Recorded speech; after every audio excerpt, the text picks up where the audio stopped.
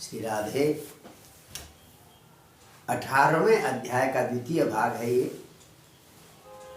शमीक ऋषि के पुत्र श्रृंगी ने राजा परीक्षित को 7 दिन में तक्षक के द्वारा डसे जाने पर मृत्यु का शाप दिया। जब पुत्र के मुंह से यह बात शमीक ऋषि को पता चली तो बड़े दुखी हो गए। उन्होंने कहा, देखिए क्या कहा, ये 41वां श्लोक देखें आप। निशम्य सप्तम अतदर्हं नरेन्द्रं सब्राह्मणो नात्मजमभ्यनन्दत अहो बतांहो महदज्ञते कृतम् अल्पीयसी द्रोह उरुर्दमोद्धृत। तो सप्तम निशम्य, जब सुना कि राजा को शाप दे दिया है तो कहते हैं अतदर्हम नरेंद्रम, यानी परीक्षित का ऐसा अपराध नहीं था कि जो ऐसा शाप दिया जाए।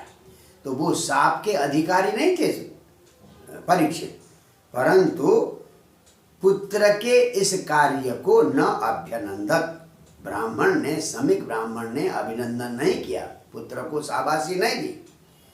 तो पुत्र को डांटते हुए कहते हैं शमीक ऋषि, अहो अज्ञ, अरे मूर्ख, तुमने महद अंग कृतम, तुमने बहुत बड़ा अपराध किया है।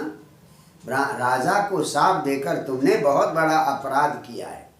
अल्पी असीद्र, छोटा सा अपराध हो गया था, उनको भूख लगी थी, प्यास लगी थी, बेचारे परेशान थे, तो मरा हुआ सांप गले में डाल दिया। ये छोटा सा अपराध है, परंतु इस छोटे से अपराध पर उरु दंड धृता, तुमने बहुत बड़ा दंड दिया। देखिए, दंड अपराध के अनुसार होना चाहिए, जैसा अपराध वैसा दंड। छोटे से अपराध पर ऐसा भयंकर दंड देना उचित नहीं है। देखिए, राजा का कर्तव्य है प्रजा की रक्षा। राजा के बिना दुनिया नहीं चलती। बहुत बढ़िया श्लोक, 43वां श्लोक कहते हैं ऋषि, अलक्ष्यमाणे नरदेव नाम्नि रथांगपाणा वयमंगलोक यदा हि चौर प्रचुरो विनंच त्यरक्ष्यमाणो विवयूथ रूथवदक्षणात्। नरदेव नामनी, यानी नरदेव तो एक प्रकार से विष्णु है। जैसे विश्व की रक्षा का दायित्व विष्णु का है, उसी प्रकार से देश की रक्षा का दायित्व राजा का होता है। तो राजा के न होने पर, राजा के न दिखने पर संसार कैसा हो जाएगा? चौरह प्रचुर, क्योंकि दंड का भय नहीं रहेगा दुष्टों को, चोरों को, लुटेरों को, बदमाशों को। तो चौरह प्रचुर, चोरों की बहुतायत होगी, लुटेरे, चोर, डकैत, बदमाश ज्यादा होंगे। तो इस प्रकार से लोकः विनंक्षति, प्रजा एकदम त्राही त्राही करेगी, प्रजाओं का विनाश होगा। बोले कैसे? जैसे अभिरूथ, यानी भेड़ों का झुंड है, अगर भेड़ों की रक्षा करने वाला कोई नहीं है तो वो भेड़ समाप्त हो जाएंगे। कोई जंगली पशु आएगा, शेर आदि आएगा, खा लेगा, या किसी गड्ढे में जाकर वो सारे समाप्त हो जाएंगे। तो बिना रक्षा के प्रजा का नाश होगा। तुमने बहुत बड़ा अपराध किया है। प्रजा, राजा के न होने पर क्या होता है? बहुत बढ़िया श्लोक है, तदा तदद्य न पापमुपैत्यनन्वयम् यन्नष्टनाथस्य वसोर्विलुम्पकात् परस्परं घ्नन्ति सपन्ति वृञ्चते पशून् श्रियोर्थान् पुरुदस्य वो जना। तो आज हमें बहुत बड़ा पाप लग गया, क्योंकि तुम्हारे शाप से राजा की मृत्यु होगी। बिना राजा के देश में अराजकता फैलेगी।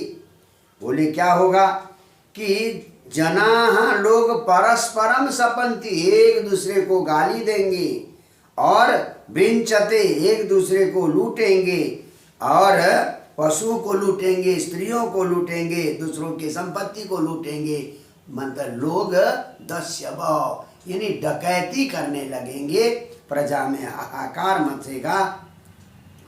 तो इन सब प्रजा के हाहाकार का मूल कारण कौन होंगे? हम होंगे। तुम्हारे साथ के कारण ऐसा हो जाएगा, तुमने बहुत बड़ा गलत कार्य किया है। और परीक्षित कोई ऐसा वैसा राजा नहीं था। कैसा था राजा? देखिए 46वां श्लोक, साक्षान् महाभागवतो राजर्षि हयमेधयात् क्षुत्रिट समयुतो दीनो नैवास्मच्छापमर्हति। कोई ऐरा गैरा राजा नहीं था परीक्षित, साक्षात भागवत भगवान का परम भक्त था, राजर्षि था और हयमेधयात् अश्वमेध यज्ञ करने वाला राजा था, बहुत बढ़िया था। क्षुत्रिट समयुत, उसको भूख और प्यास लगी थी तो उसने अगर छोटा सा ऐसा गलत कार्य किया, मरा हुआ सांप डाल दिया, तो अस्मत् छापम न अर्हति, वो हमारे द्वारा सांप देने लायक नहीं है। ये तुमने बहुत बढ़िया बहुत गलत काम किया। तो इस प्रकार से ऋषि ने राजा को ये खबर सुनाने के लिए भेज दिया। कुछ लोग कहते हैं समीप को भेज दिया या किसी शिष्य को भेज दिया, ताकि राजा को ये खबर लगे और वो अपना उद्धार कर सके।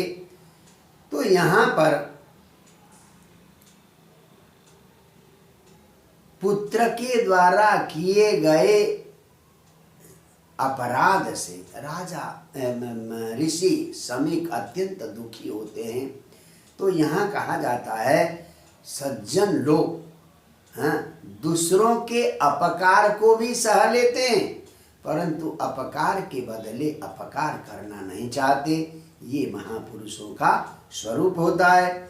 तो राजा अपना उद्धार कर सके, इसलिए राजा को ये खबर देने के लिए स्वयं समीक ऋषि ने राजा के यहाँ दरबार में भेजा। तो इस प्रकार से यहाँ पर एक छोटे से ब्राह्मण बालक ने छोटे से अपराध पर इतना बड़ा दंड दिया। ये दंड ही समस्त श्रीमद् भागवत के सुनने का कारण बना। जय श्री राधे।